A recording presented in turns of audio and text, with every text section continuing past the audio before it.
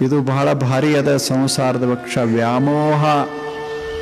ಸಂಸಾರ ಅಂದ್ರೆ ವ್ಯಾಮೋಹ. ವ್ಯಕ್ತಿ ವ್ಯಾಮೋಹ, ವಸ್ತು ವ್ಯಾಮೋಹ, ಇಲ್ಲೇನು ನಾಮ ರೂಪಗಳ ವ್ಯಾಮೋಹ. ಇವಕ್ಕೆ ವ್ಯಾಮೋಹಗಳಂತಾರೆ. ಈ ವ್ಯಾಮೋಹದ ಜಾಲವೇ ಸಂಸಾರ. ಇದನ್ನ ಏನು ಮಾಡಿದೆ? ಮುರಿದು ಬಿಟ್ಟೆ. ಯಾರು ಅಣ್ಣ, ಯಾರು ತಮ್ಮ, ಯಾರು ತಂಗಿ, ತಾಯಿ, ಯಾರು ಎಲ್ಲವೂ ಒಂದು ಕ್ಷಣ, ಒಂದು ಬಗೆಯ ಕನಸ.